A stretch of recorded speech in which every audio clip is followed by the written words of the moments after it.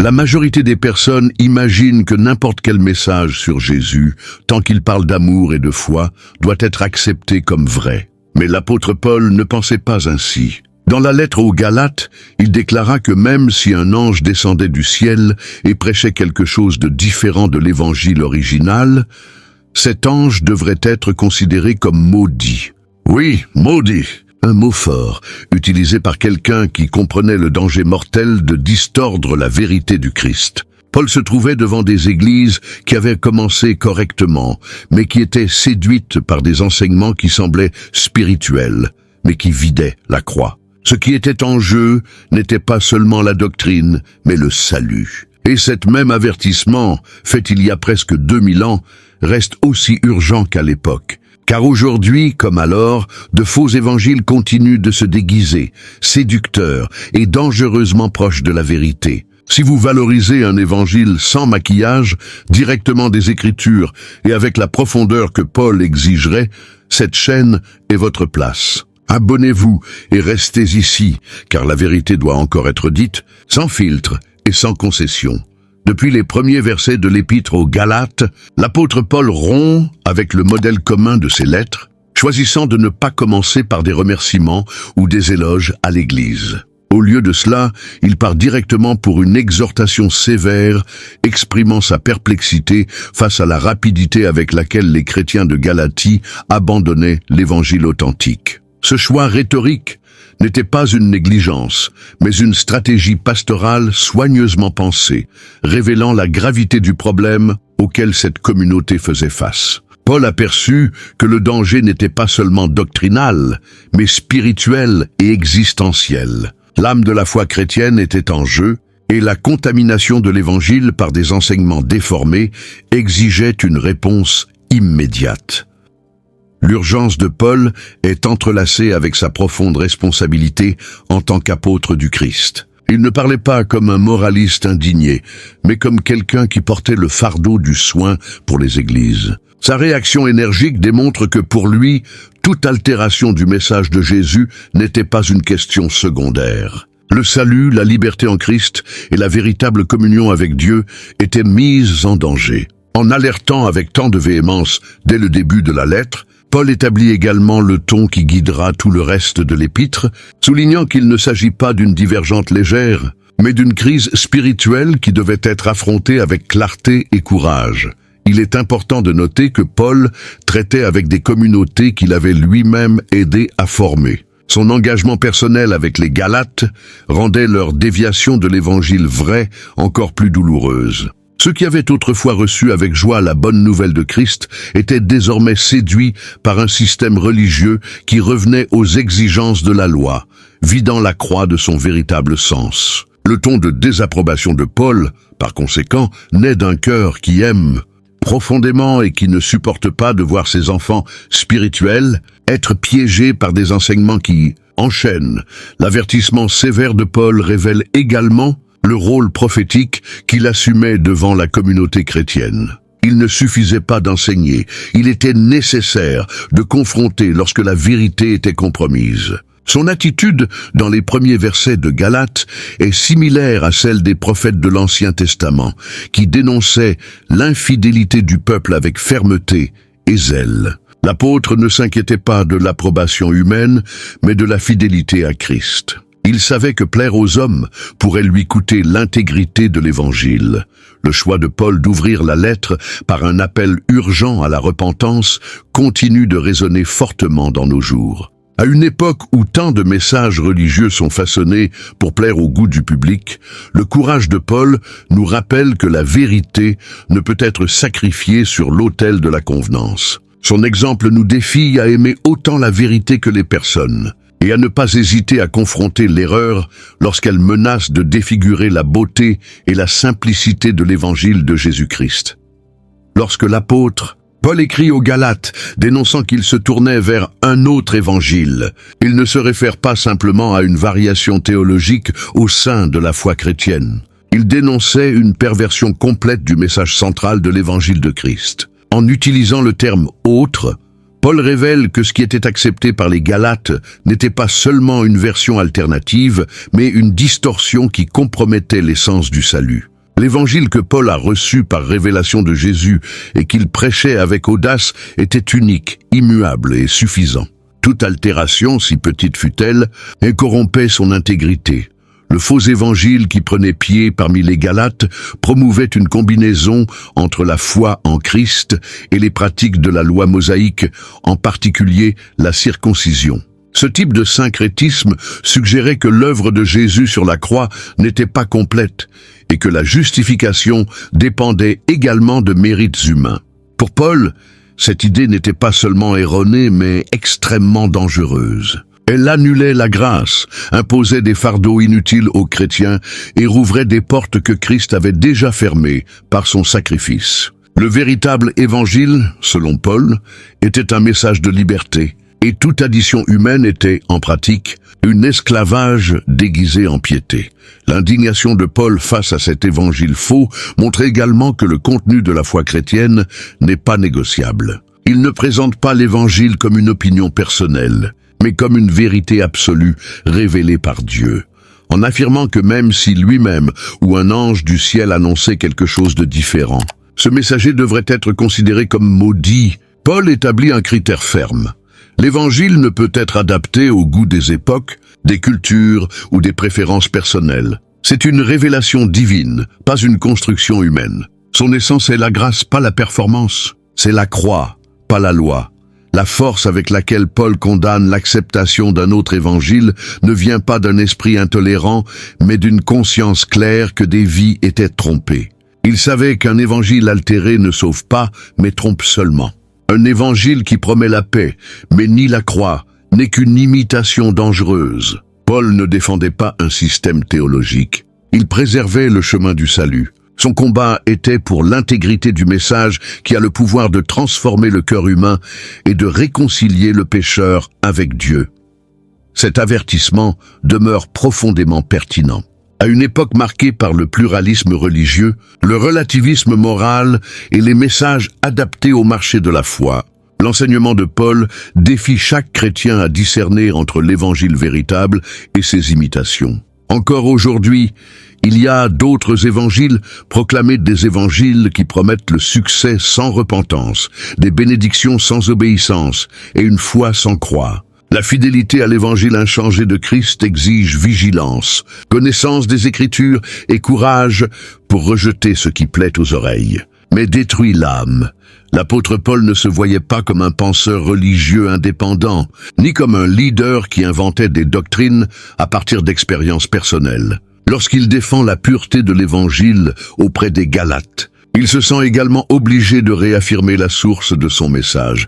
Il ne vient pas des hommes, ni n'a été enseigné par tradition, mais a été reçu par révélation directe de Jésus-Christ. Cette déclaration ne soutient pas seulement l'authenticité de sa prédication, mais confronte aussi les accusations des faux maîtres qui tentaient de délégitimer son ministère apostolique. Paul était conscient que, si son autorité était discréditée, l'évangile qu'il annonçait serait également relativisé. Paul se rappelle de sa trajectoire pour montrer que sa transformation radicale ne pouvait être expliquée par des facteurs humains.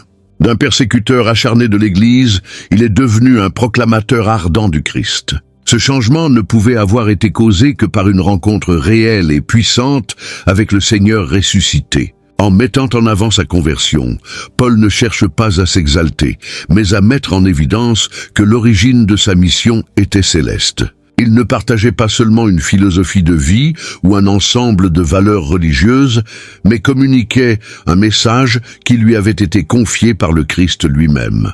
L'insistance de Paul sur l'origine divine de son évangile révèle à quel point il valorisait la fidélité à la vérité. Il ne se considérait pas libre de modifier ou d'ajuster le message selon les circonstances ou les pressions culturelles. Sa loyauté était envers Dieu, non envers les hommes. Cette posture nous enseigne que le ministère chrétien genuin doit être engagé envers la révélation et non envers l'opinion publique. Lorsque des leaders spirituels façonnent leur message pour plaire à des auditoires ou gagner en influence, ils trahissent le modèle apostolique laissé par Paul. Un autre point important est que, en affirmant qu'il n'a reçu l'évangile de l'homme, Paul indique également que la vérité spirituelle ne peut être remplacée par la tradition ou la religiosité formelle. L'évangile est une révélation vivante et sa compréhension nécessite une soumission à l'Esprit de Dieu. Cela ne signifie pas rejeter l'enseignement biblique ou le discipulat, mais plutôt comprendre que le pouvoir du message chrétien ne réside pas dans des institutions humaines, mais dans l'action directe de Dieu qui transforme, convainc et envoie. L'autorité de Paul, par conséquent, ne reposait pas sur des titres ou une reconnaissance humaine, mais sur la commission divine qu'il avait reçue. Il était un apôtre non par sa propre volonté, mais par le choix souverain du Seigneur. Cette conviction lui donnait le courage de confronter des erreurs, même lorsque cela signifiait nager à contre-courant. Son exemple reste un modèle d'intégrité pour tous ceux qui annoncent l'Évangile aujourd'hui. Fidélité au Christ avant tout, courage pour rester ferme même face aux attaques, et une profonde révérence pour l'origine sacrée du message qui transforme le monde. D'ailleurs, avant de continuer, il vaut la peine de faire une pause rapide. Lorsque vous pensez à l'Évangile qui est prêché aujourd'hui dans tant d'endroits, sentez-vous qu'il ressemble plus à ce que Paul a défendu ou à quelque chose qu'il confronterait? Écrivez ici dans les commentaires. Je veux voir comment vous percevez cela. L'apôtre Paul a été catégorique en affirmant que même si un ange descendait du ciel et prêchait quelque chose de différent de l'évangile qu'il avait déjà annoncé, ce messager devrait être considéré comme maudit. Cette déclaration, enregistrée dans Galates chapitre 1 verset 8, est l'une des plus impactantes de toute l'épître et porte un enseignement profond. La vérité de l'évangile est au-dessus de toute autorité, qu'elle soit céleste ou terrestre. Ce faisant, Paul ne renforce pas seulement l'exclusivité du message du Christ, mais démonte également toute tentative de légitimer les hérésies sur la base d'expériences spirituelles extraordinaires ou de l'influence de figures religieuses charismatiques. Cette posture de Paul confronte directement la tendance humaine à idolâtrer les leaders spirituels ou à être impressionné par des manifestations surnaturelles. À son époque, les judaïsants essayaient de valider leur doctrine en s'appuyant sur la tradition mosaïque et l'autorité des patriarches. Aujourd'hui, de nombreuses doctrines déformées gagnent du terrain justement parce qu'elles sont associées à des leaders renommés, des mouvements populaires ou des supposés signes spirituels. Mais pour Paul, même les anges n'échappent pas au jugement s'ils contredisent l'essence de l'Évangile. Il est clair qu'il n'y a pas de place pour le relativisme quand il s'agit de la vérité révélée dans le Christ. L'affirmation de Paul sert également de fondement à la maturité chrétienne. Elle enseigne que le croyant ne doit pas être guidé par l'apparence d'autorité, mais par la fidélité à la parole de Dieu. La Bible, et non la figure d'un prédicateur ou l'intensité d'une expérience spirituelle, doit être le critère final pour valider tout enseignement. Cela nécessite du discernement, de l'étude et un cœur qui valorise la vérité plus que l'émotion. Dans Actes chapitre 17, verset 11, les croyants de Béréa ont été loués parce qu'ils examinaient quotidiennement les Écritures pour vérifier si ce qu'ils entendaient était conforme à la vérité. C'est le même esprit que Paul promeut dans son avertissement aux Galates. De plus, la phrase de Paul a un caractère préventif. Il savait qu'au fil du temps, beaucoup se lèveraient avec des messages attrayants, apparemment profonds, mais dangereusement détournés. Et de fait, l'histoire de l'Église est remplie de cas où des mouvements entiers ont été construits sur des révélations extra-bibliques, des visions, des rêves ou des interprétations particulières. La parole de Paul traverse les siècles comme un rappel constant qu'il ne faut accepter rien qui dénature la grâce, même si cela est emballé dans un langage religieux, des promesses de puissance ou une prétendue autorité spirituelle. La fidélité à l'Évangile, selon Paul, exige du courage pour résister aux pressions et du discernement pour ne pas se laisser emporter par les apparences. L'Évangile du Christ n'a pas besoin d'être enrichi de nouvelles révélations, ni modelé par des attentes humaines. Sa simplicité est sa force, et son origine divine est son autorité. Paul nous enseigne que lorsque la vérité est négociée, c'est l'âme qui paie le prix, et qu'aucun ange, aucun homme, aucun système religieux ou tradition n'a le droit de modifier le message qui vient de Dieu lui-même. des aspects les plus troublants de la lettre O. Galates est la manière dont l'apôtre Paul révèle que les frères de Galatie étaient influencés non par des païens déclarés, mais par des personnes qui se présentaient comme des représentants légitimes de la foi. Ces faux maîtres utilisaient le langage de la religion, faisaient appel aux Écritures et invoquaient la tradition juive pour valider leurs enseignements. Ils étaient, aux yeux des humains, convaincants, zélés et apparemment pieux. Cependant, ils conduisaient les croyants loin de la liberté de l'Évangile et de retour à un système basé sur des œuvres et des mérites. La manipulation religieuse, dans ce contexte, devenait encore plus dangereuse car elle se déguisait en zèle pour Dieu. L'apôtre identifiait chez ses maîtres une stratégie subtile, mais efficace, persuader les Galates que l'évangile prêché par Paul était incomplet. En ajoutant des exigences de la loi mosaïque à la foi en Christ, il réussissait à semer le doute dans les cœurs des nouveaux convertis, sans que ceux-ci réalisent qu'ils abandonnaient la suffisance de la croix. Paul alors doit les alerter que ce type d'influence, aussi sophistiqué qu'il puisse paraître, est destructeur. Dans Galates chapitre 3, verset 1, il va jusqu'à dire que les Galates avaient été envoûtés, révélant le pouvoir de séduction que le discours religieux peut exercer sur des esprits non informés. La stratégie de ces maîtres n'était pas nouvelle. Depuis l'Ancien Testament, Dieu avait déjà mis en garde contre des leaders religieux qui parlaient en son nom, mais qui n'avaient pas été envoyés par lui. Dans Jérémie chapitre 23, Dieu dénonce des prophètes qui nourrissaient de faux espoirs parmi le peuple, sans confronter le péché ni annoncer la vérité. Le schéma se reproduit en Galatie, où les faux maîtres exploitaient l'insécurité spirituelle des chrétiens pour introduire un système de contrôle. La religion, dans ce scénario, cessait d'être une expression de foi et devenait un outil de manipulation. Paul, en exposant cette réalité, ne se contente pas de dénoncer l'erreur, mais appelle aussi les Galates à prendre leurs responsabilités. Il les invite à se souvenir de l'expérience originale avec l'Évangile, à retourner à la pureté de la foi et à rejeter les charmes d'une religion sans vie. Le problème n'était pas seulement externe, il y avait une disposition interne chez les Galates, les rendant susceptibles à la persuasion. Ils ouvraient la voie à des doctrines qui leur promettaient la sécurité par des œuvres. Quand ils avaient déjà reçu gratuitement la justification par la foi, cette même dynamique continue d'opérer aujourd'hui. La séduction par des messages qui valorisent l'effort humain, qui offrent des formules religieuses ou qui transfèrent le pouvoir à des figures d'autorité spirituelle représente encore une menace réelle. L'exhortation de Paul aux Galates n'a pas perdu de sa force. Elle sert d'appel à la vigilance et au retour à l'évangile pur, celui qui ne repose pas sur des rituels, mais sur la grâce imméritée de Dieu manifestée en Jésus-Christ. La vérité libère, mais une religion sans Christ enferme avec des chaînes invisibles. La séduction des faux évangiles n'est pas seulement le résultat de stratégies bien élaborées par de faux maîtres, elle révèle également quelque chose de profond sur le cœur humain. L'apôtre Paul comprenait cette réalité et pour cela, il n'a pas seulement exposé les erreurs doctrinales, mais a aussi défié ses lecteurs à examiner leurs propres motivations.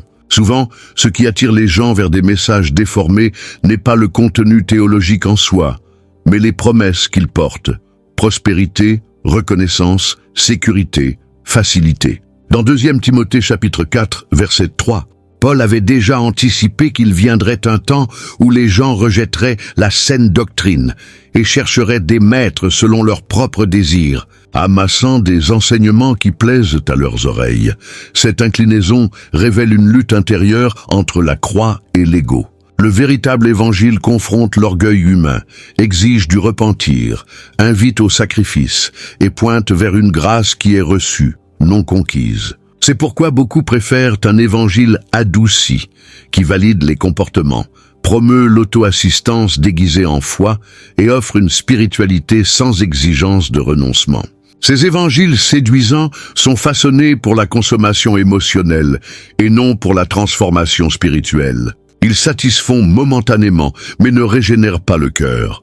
Paul savait que le cœur humain cherche la sécurité, et c'est pourquoi beaucoup de personnes se sentent plus à l'aise dans des systèmes religieux qui offrent des règles claires, même esclavagistes, que dans une foi entièrement basée sur la grâce. La dépendance à des rituels, des mérites ou des performances religieuses offre une fausse sensation de contrôle. Cependant, le véritable évangile nous appelle à abandonner ce contrôle et à faire totalement confiance à la suffisance de l'œuvre du Christ. Cela exige une foi authentique, de l'humilité et une reddition, 3 attitudes qui confrontent directement l'orgueil humain. C'est pourquoi Paul écrivait avec tant d'intensité. Il savait que l'erreur spirituelle ne commence pas par l'extérieur, mais par l'intérieur de chacun. Les Galates acceptaient un autre évangile parce qu'à un certain niveau, ils répondaient à des attentes internes non transformées. La séduction se produit lorsqu'il y a une affinité entre la proposition trompeuse et les désirs du cœur. Paul alors ne combat pas seulement l'erreur externe, mais invite aussi les croyants à discerner leurs propres inclinations et à revenir à l'évangile qui transforme de l'intérieur. Dans le contexte actuel, cette réalité s'intensifie avec l'accès illimité à des contenus religieux de toutes sortes. Les réseaux sociaux, les vidéos et les prédicateurs médiatiques répandent des messages avec un énorme attrait émotionnel et un langage biblique, mais sans l'essence de l'Évangile. Face à cela, l'avertissement de Paul devient un miroir. Il nous pousse à nous poser la question: que cherchons-nous dans notre foi? La croix ou le confort? La vérité ou la commodité? La séduction prospère seulement là où il y a un terrain fertile. C'est pourquoi protéger le cœur avec la vérité de l'Évangile est l'antidote le plus efficace contre les charmes des fausses promesses religieuses. Parmi toutes les déclarations fortes faites par l'apôtre, Paul dans la lettre aux Galates, l'une des plus percutantes est l'utilisation du terme « anathème » pour désigner ceux qui prêchent un évangile différent de celui qu'il avait annoncé. Le mot, qui porte le sens de malédiction ou de séparation définitive de Dieu, n'a pas été utilisé à la légère. Il révèle à quel point Paul prenait au sérieux l'intégrité du message de Christ et le danger spirituel de sa distorsion. Dans Galates chapitre 1, verset 9, il répète emphatiquement la malédiction, comme s'il voulait éliminer toute possibilité d'ambiguïté. Il ne s'agissait pas d'une simple divergence théologique, mais d'une violation frontale de la vérité de l'Évangile. Cette expression cause un inconfort, justement parce qu'elle déconstruit l'idée, très répandue aujourd'hui, selon laquelle tout enseignement au nom de Dieu doit être respecté comme valide. Paul, cependant, établit un critère spirituel inflexible. Tout évangile qui s'écarte de la centralité de la croix et de la suffisance de la grâce doit être rejeté avec fermeté. La gravité du mot anathème nous pousse également à réfléchir à la responsabilité de ceux qui enseignent. Diriger spirituellement, c'est traiter des vérités qui façonnent des éternités. C'est pourquoi lorsque quelqu'un pervertit l'évangile, il ne trompe pas seulement des personnes, il s'expose à un jugement divin. Le poids de ces mots ne reflète pas un manque d'amour, mais un zèle pour la vérité. Paul ne souhaitait pas condamner des gens, mais protéger le troupeau de Christ. Il savait qu'un évangile adultéré ne conduit pas à la vie, mais à l'illusion et à la mort spirituelle. En déclarant que même lui-même serait maudit s'il prêchait un autre message, Paul se place sous le même standard. Cela démontre son intégrité et la gravité avec laquelle il traitait l'appel apostolique. Il ne cherchait pas la gloire personnelle, mais restait soumis à la vérité révélée par Dieu, coûte que coûte. Cet avertissement pointe également vers la justice de Dieu. Bien que la grâce soit abondante, elle n'annule pas la responsabilité. La fidélité à l'Évangile implique un engagement envers la vérité et une crainte face à la possibilité de détourner d'autres du chemin. Dans Jacques chapitre 3, verset 1, il y a un avertissement similaire. « Mes frères, que plusieurs d'entre vous ne soient pas maîtres, sachant que nous recevrons un jugement plus sévère. » Tant Jacques que Paul comprennent que manipuler la vérité spirituelle est un péché aux conséquences graves. La force de Paul, donc, sert d'appel à la révérence et à la vigilance. À une époque où l'Évangile est fréquemment utilisé comme instrument de marketing, de promotion personnelle ou de contrôle religieux, il est urgent de retrouver la crainte devant la parole de Dieu. L'Évangile n'appartient à personne. C'est un héritage sacré confié à l'Église. Le déformer, l'adoucir ou l'adapter aux intérêts humains est un acte de trahison spirituelle. Paul n'utilise pas le mot malédiction pour intimider, mais pour éveiller. Sa voix résonne comme celle d'un sentinelle qui ne se tait pas devant le danger imminent. En contraste avec ceux qui déforment la vérité par commodité ou tromperie, l'apôtre Paul présente la fidélité à l'Évangile comme une marque distinctive de ceux qui appartiennent réellement à Christ. Il se place lui-même en exemple, affirmant qu'il ne cherche pas à plaire aux hommes, mais à Dieu. Dans Galates chapitre 1 verset 10, il questionne « Cherchais-je maintenant le faveur des hommes ou celui de Dieu? Ou tentais-je d'agréer aux hommes ?» Cette question rhétorique révèle le cœur de la vie chrétienne authentique, une loyauté inconditionnelle à la vérité, même lorsque cela implique des pertes, un rejet ou une persécution. La fidélité de Paul n'était pas seulement théorique, mais pratique et visible. Il a affronté des prisons, des persécutions, des calomnies et l'abandon précisément parce qu'il refusait d'adoucir le message de la croix pour le rendre plus acceptable. Son engagement envers l'Évangile allait au-delà du confort personnel ou de l'approbation populaire. Et c'est ce type de fidélité qu'il souhaitait voir chez les Galates. Paul comprenait que la vraie foi se révèle, avant tout, par la disposition à rester ferme, même lorsque des pressions s'exercent pour céder. La fidélité, en ce sens, n'est pas seulement une vertu morale, mais une expression d'amour profond pour Christ. Cet enseignement défie les croyants de tous les temps à examiner leurs motivations. Combien de fois l'Évangile est-il façonné pour devenir plus attrayant, évitant des thèmes comme le péché, le repentir, le renoncement ou le jugement? Combien de fois, au nom de la pertinence ou de l'acceptation culturelle, le message du Christ est-il dilué jusqu'à perdre sa force? La fidélité exige du courage, car le véritable évangile confronte toujours quelque chose, l'orgueil, le péché, le confort, la religiosité vide. Il n'est pas possible d'être fidèle à Christ et, en même temps, de chercher à plaire au monde. La fermeté de Paul nous enseigne également que le ministère chrétien n'est pas un concours de popularité. Il savait que sa mission n'était pas de conquérir des adeptes, mais d'annoncer la vérité, même si cela le rendait impopulaire. Il comprenait qu'en cherchant à plaire aux hommes, il finirait par trahir le Seigneur. Cette perspective nous amène à considérer comment nous avons traité les pressions culturelles et spirituelles autour de nous. Sommes-nous prêts à être fidèles, même lorsque la vérité nous coûte? Ou avons-nous ajusté nos convictions pour éviter les conflits?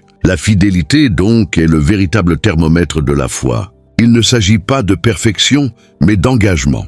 Cela ne signifie pas ne jamais vaciller, mais toujours revenir à la vérité lorsque nous nous écartons. Paul nous rappelle que plaire à Dieu est le plus grand objectif de la vie chrétienne, et que cette quête, bien qu'elle entraîne l'opposition, est aussi le chemin de la véritable paix. Celui qui vit pour plaire à Dieu trouve la force de résister, le discernement de rester, et la joie que le monde ne peut offrir. L'avertissement de Paul aux Galates n'est pas resté bloqué dans le passé. Bien que le contexte ait changé, l'essence du problème demeure la même. La tentative continue de transformer l'Évangile en quelque chose de plus acceptable, plus commercialisable ou plus pratique. Les faux évangiles modernes ne dépendent plus seulement de l'imposition de la loi judaïque, mais apparaissent sous de nouveaux déguisements.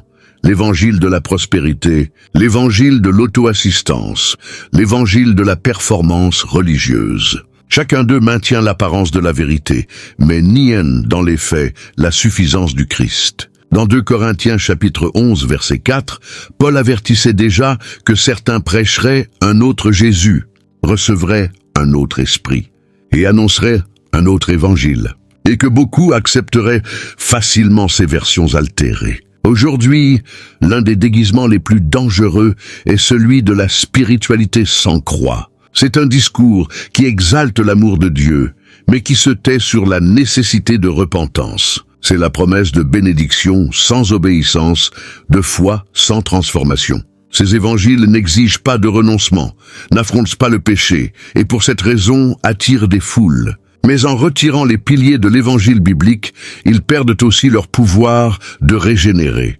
L'apparence est de piété, mais le cœur du message est vide. L'avertissement de Paul est plus actuel que jamais.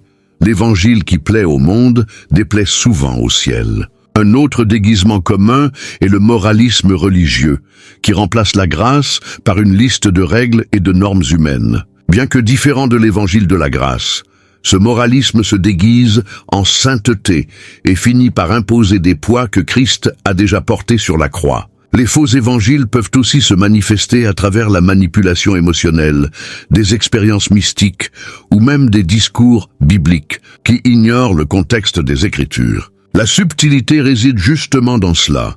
Ce sont des messages avec l'apparence de la vérité, mais qui nient les fondements centraux de la foi chrétienne. La réponse à ce scénario reste la même que celle indiquée par Paul. Revenir à l'évangile authentique, examiner les Écritures avec diligence et cultiver le discernement spirituel. Le chrétien ne peut se fier uniquement à ce qu'il ressent, à ce qu'il entend ou à ce qui est populaire. La vérité doit être le paramètre, et elle se trouve à la croix, dans la grâce et dans la résurrection du Christ. Sans cela, tout devient une religion sans pouvoir, une foi sans transformation, un nom sans essence. Face à tant de déguisements modernes, la voix de Paul résonne encore avec urgence. Il nous invite à la vigilance, à la résistance et à la fidélité. L'Évangile n'a pas besoin d'ajouts ni d'adaptations culturelles. Il est déjà complet, puissant et suffisant. À l'Église de ne pas le réinventer mais de l'annoncer avec courage, de vivre avec cohérence et de défendre avec zèle. Le même évangile qui a transformé Paul est celui qui continue d'être le seul capable de transformer le monde aujourd'hui. Il y a beaucoup de gens qui ont besoin d'entendre ce que Paul a crié avec tant d'urgence il y a 2000 ans. Alors, partagez cette vidéo avec ceux que vous aimez, avec ceux que vous voyez marcher vers l'erreur sans s'en rendre compte. Et si ce message a résonné dans votre cœur comme une vérité, abonnez-vous à la chaîne, car ici, la parole n'est pas façonnée par le temps. Elle demeure comme une vérité. Abonnez-vous à la chaîne, car ici, la parole n'est pas façonnée par le temps. Elle demeure